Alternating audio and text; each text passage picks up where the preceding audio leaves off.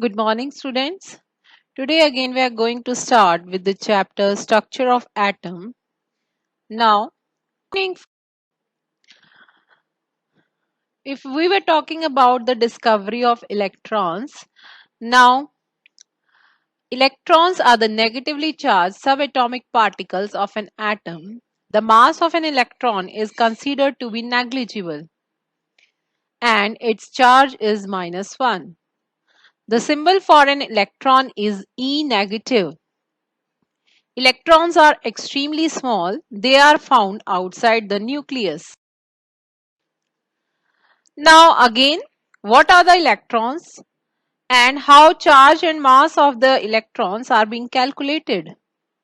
So from the study of various properties as explained above, the two most important results observed are as follows. Number one, cathode rays are made up of material particles, and number two, cathode ray carry the negative charge. So, the negatively charged material particle constituting the cathode ray are known as electron, and we have discussed the properties of electrons. Now, charge and mass of the electron. So, to determine the exact charge and mass of the electron, the following experiments were carried out. For determination of ratio charge by mass, that is E by m of the electron, using a special type of cathode discharge tube, similar to shown in figure, J.J. Thomson in 1897 studied the extent of deflection of cathode ray under the influence of electric field and magnetic field of different strength.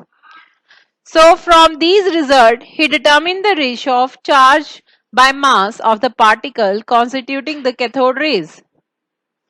This is usually represented by E by m, where E represents the charge of the electron and m represents the mass of the electron. So the value of E by m is found to be, that is 1.76 into 10 raised to power 11 coulomb per kg. Next, for determination of the charge of the electron, R. A. Milken in 1917, with the help of his oil drop experiment, in his experiment, oil drop was charged by the capture of electron, and charge on the droplets was found by noting the speed at which they move between the two plates of electric field of a particular strength. So it was found that charge on the droplet was always multiple of elementary charge, that is 1.60 into 10 raised to power minus 19 coulomb. Hence, it was concluded that charge on the electron is 1.60 into 10 raised to power minus 19 coulomb. So, this is the smallest quantity of charge that would be measured. Hence, it is called as 1 unit charge. As electron is negatively charged particle, so we can say that electron carries 1 unit negative charge. So, in the charge and mass of the electron were being calculated. Now, charge and mass of the electron, using the value E by m and E, the mass of electron was m is equal to E upon E by m. So, putting the values, the value was calculated to be 9.1 into 10 raised to power minus 31 kg. So, this mass is nearly 1 upon 1840 of the mass of atom of hydrogen. So we can therefore now define electron as, electron is subatomic or fundamental particle which carries 1 unit negative charge and has a mass 1 upon 1840 of an atom of hydrogen.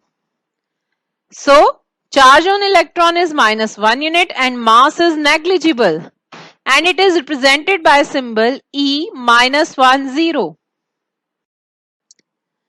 Now cathode rays. Origin of cathode rays. The cathode rays were first produced from material of cathode. Then these then hit the gas atom present in the discharge tube and knock out the electron from the gas atom. So these electrons travel from oppositely charged anode in the form of cathode rays. I'll show you the figure for that. So In the discharge tube experiment, it was found that we may take electrodes of any material and we may take a gas inside the discharge tube at low pressure. The particle constituting the cathode ray, that is electron, have the same charge by mass ratio as well as charge. So they carry the same charge and mass. As these particles first produced from the material of cathode and then from the gas taken in the discharge tube, this shows that all material used as cathode as well as the gases contain electrons. Hence, we conclude that electrons are constituent of all atoms. This is further supported by following experiment in which electrons emitted are found to have same charge and mass. Number 1, by strongly heating certain metals, by exposing active metal like sodium, potassium to ultraviolet rays, by exposing any form of matter to X-rays, and from radioactive substances in the form of beta rays. Now, anode ray or canal rays.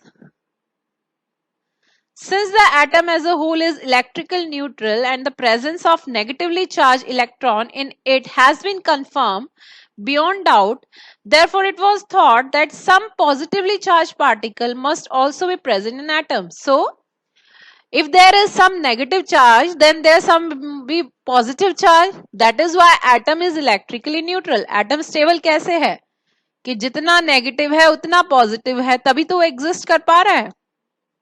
So the existence of positively charged particle in an atom was shown by Goldstein in 1886. He took a discharge tube with a perforated cathode as shown in the figure, and a gas at low pressure was taken inside the discharge tube. So you can see the figure. This is the figure containing this is the discharge tube, and there is a gas inside the discharge tube which is at low pressure. Now, when we apply the voltage across these electrodes, what happens? The particles, they start emitting from anode towards the cathode. And we find that some particles, they are passing back from the perforated cathode towards the anode. So these particles, they were positively charged. We will see in the figure production of anode ray or positive rays or the canal rays. So in the figure you see that these are the cathode rays which are going from, this is the cathode towards the anode, and from here he is saying that the particles also moving from anode towards the cathode through the perforated cathode, and these particles, they travel in a straight line and strike against, this is a surface which is made up of fluorescent material, that is zinc sulfide, and when these particles, they strike on this surface, they produce a glow. So in this way the experiment conclude that there are some positively charged particles in the gas. Now talking about the difference between three subatomic particles. Number 1, electron. Electron is having -1 unit charge, mass that is 1/1840 U, and it is represented by E-10, and location in the atom is that it is outside the nucleus. Similarly, about proton, protein has +1 unit charge. Now proton is having +1 unit charge and mass of the particle is 1 U.